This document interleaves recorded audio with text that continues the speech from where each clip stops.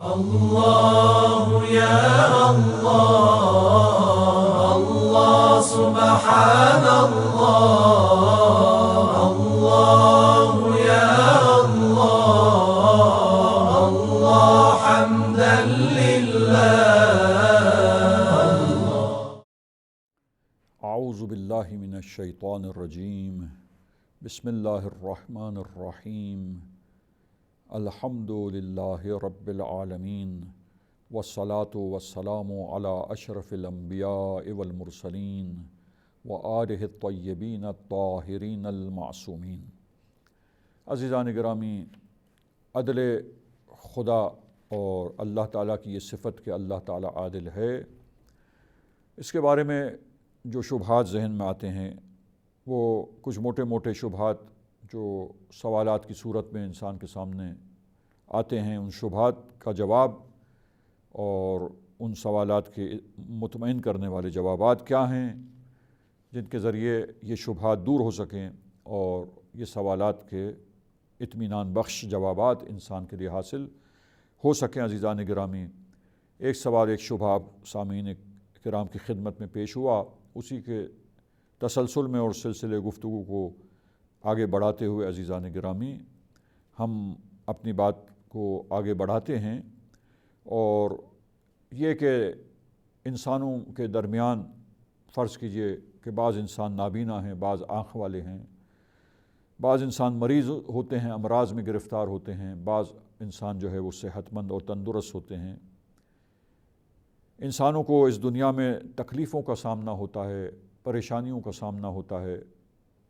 لہٰذا یہ تکلیفیں اور یہ پریشانیاں انسانوں کے لیے جو آتی ہیں، یہ کسی کا امیر ہونا، کسی کا غریب ہونا، کسی کے پاس ثروت کا زیادہ ہونا، کسی کے پاس ثروت کا کم ہونا عزیزان گرامی، اور کسی کی توانائیوں کا زیادہ ہونا، کسی کی توانائیوں اور قوتوں کا کم ہونا. تو یہ عزیزان گرامی جو چیزیں ہیں، اللہ نے عدل سے کام لیا ہے اور اپنی مخلوقات کے ساتھ عدل سے پیش آیا ہے. تو پھر یہ تفاوت جو ہم دیکھتے ہیں، پہلے سوال میں بھی یہ تفاوت ایک اور انداز سے فرق و تفاوت کے بارے میں شبہ پیش ہوا، اور آج سلسلے گفتگو کو جاری رکھتے ہوئے ایک اور انداز سے یہ تفاوت اور فرق جو ہے اس شبے کو پیش کیا جا رہا ہے عزیزان گرامی. اور اسی شبے کے ساتھ ساتھ ایک اور بات وہ بھی یہ ہے کہ ساتھ ساتھ ہی ہم اس کو تکمیل کریں گے، اور وہ بات یہ ہے کہ انسانوں کو جب اللہ نے پیدا کیا تو پھر پیدا کرنے کے بعد تمام انسانوں کو فراوان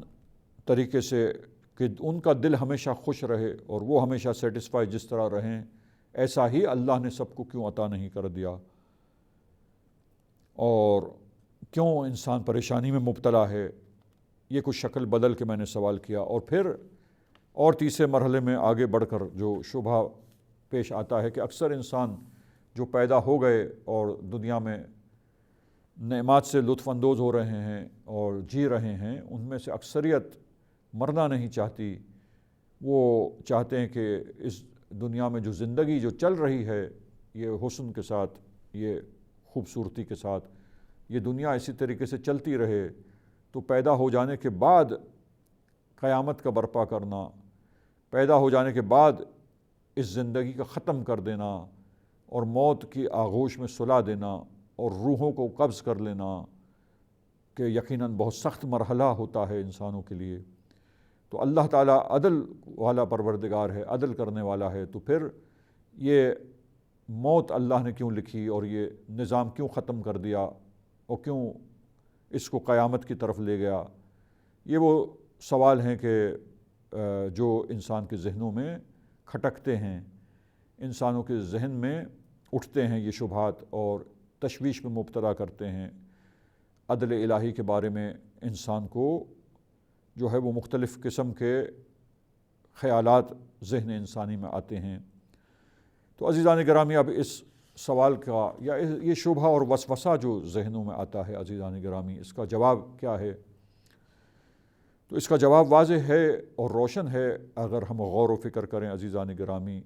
تو دیکھیے، مثال سے پھر میں واضح کروں گا. کہ جب ہم نے پہلے سوال کے جواب میں کہا کہ ضرورت ہے اس بات کی،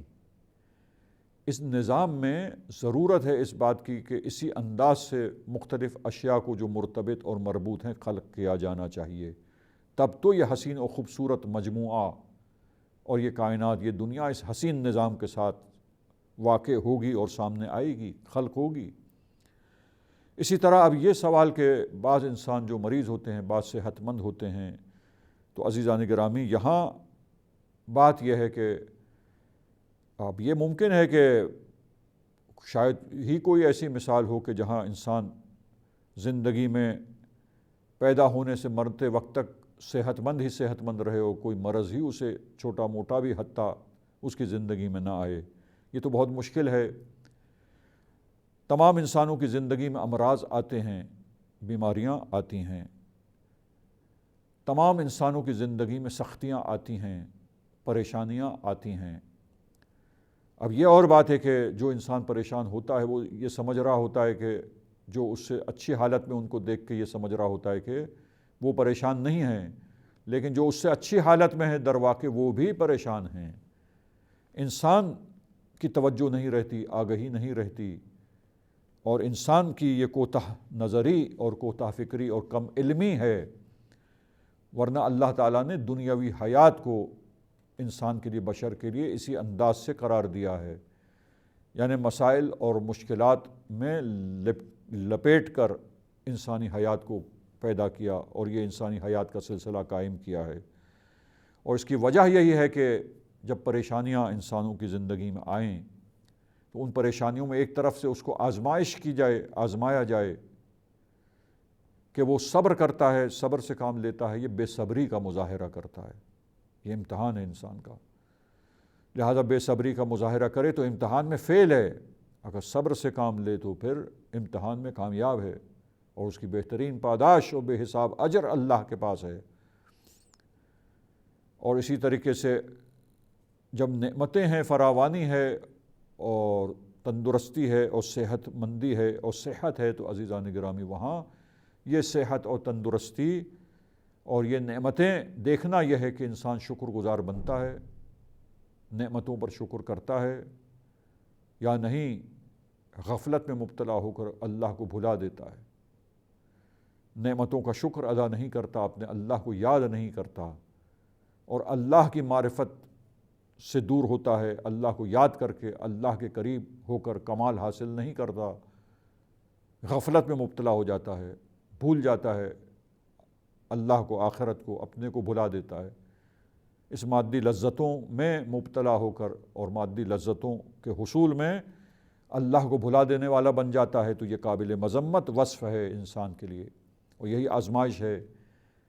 کہ نعمتوں کا کفران تو نہیں کرتا، نعمتوں میں اللہ کو بھلا تو نہیں دیتا،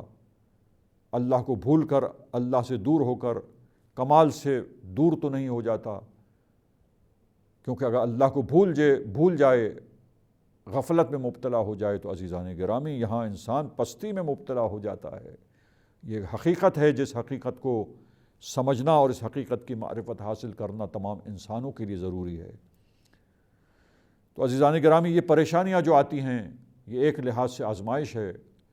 جو اچھائیاں انسان اور نعمتوں کی فراوانی و کثرت کبھی آتی ہے تو یہ بھی آزمائش ہے، تنگی اور فقر بھی آزمائش ہے، امیری بھی آزمائش ہے عزیزان گرامی، تندرستی بھی آزمائش ہے اور بیماریاں بھی آزمائش ہے۔ اور اس کے علاوہ یہ معصومین علیہم السلام کی روایتوں سے پتہ چلتا ہے کہ جب بیماریاں آتی ہیں تو وہ گناہ جو مومن کرتا ہے وہ گناہ جھڑ جاتے ہیں، جس طرح پتے شاخوں سے، ٹہنیوں سے جب جھڑ جاتے ہیں تو عزیزان گرامی کس طرح پتوں سے جب جھڑ جائیں تو ٹہنیاں خالی ہو جاتی ہیں، صاف ہو جاتی ہیں، اسی طرح گناہ جھڑ جاتے ہیں اور نام عمل صاف ہو جاتا ہے بیماریوں کی وجہ سے۔ ایک طرف آزمائش بھی ہے تاکہ صبر کرنے پر پاداش ملے، دعا کرنے پر اجر بھی ملے، تقرب خدا بھی حاصل ہو،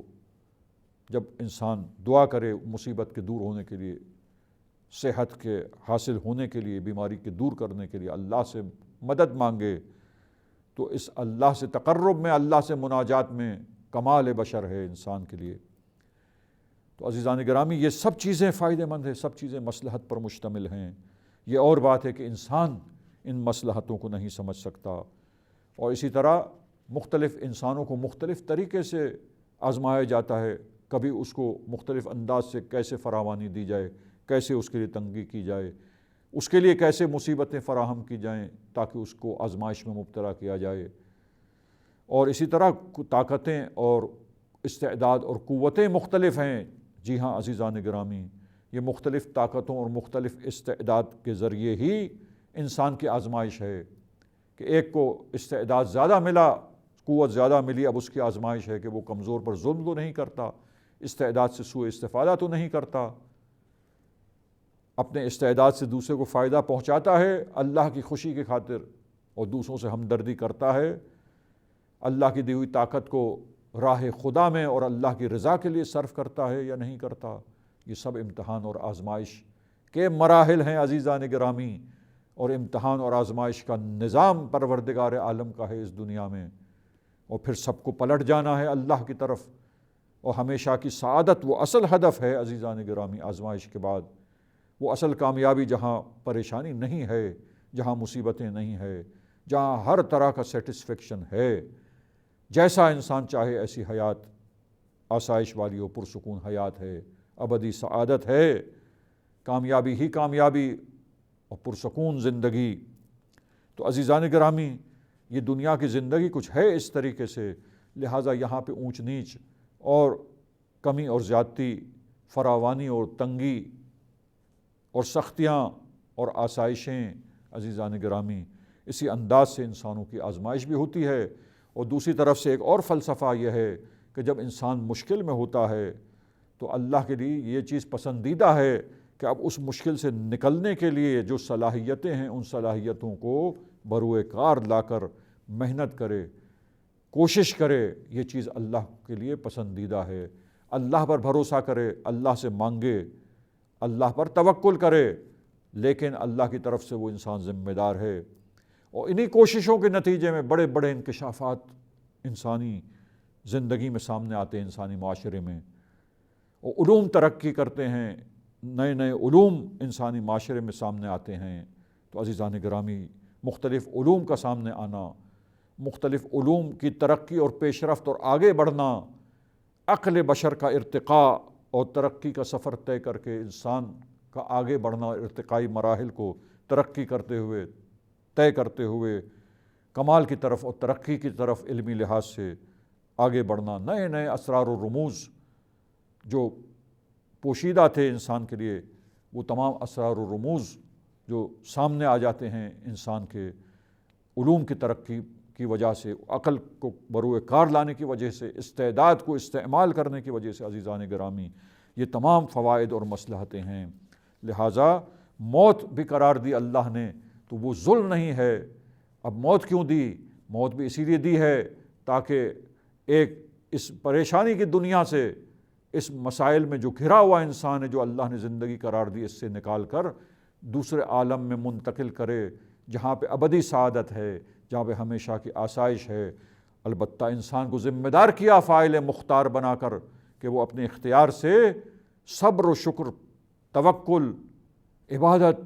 معرفت میں کمال حاصل کر کے، اللہ پر بھروسہ کر کے، طاعت پروردگار کر کے، اپنے فرائض اور ذمہ داریوں کو پورا کر کے انجام دے کے عزیزان گرامی ترقی کرے اور اس حقیقی سعادت کو حاصل کرے۔ تو وہاں تک منتقل کرنا یہ بھی حسن ہے نظام کا، اور یہ حسین نظام کا حصہ ہے عزیزان گرامی۔ تو یہ ظلم نہیں ہے بلکہ یہ عدل ہے پروردگار عالم کی طرف سے۔ عزیزان گرامی، آج کے اس پروگرام میں اپنی گفتگو کو اختتام پر پہنچاتے ہیں، اور اپنے سلسلے گفتگو کو یعنی شبہات کے جوابات کو، اس سلسلے کو یہیں سے انشاءاللہ آگے بڑھائیں گے۔ آج کے پروگرام کو ہم ختم کرتے ہیں اسی بات پر جہاں تک پہنچی ہے،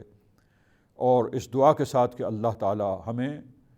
تمام چیزوں کے بارے میں حقیقی معرفت عنایت فرمائے۔ وصلی اللہ علی محمد وأہل بیتہ الطاہرین۔ اغفر لنا ذنوبنا وارفع البلاء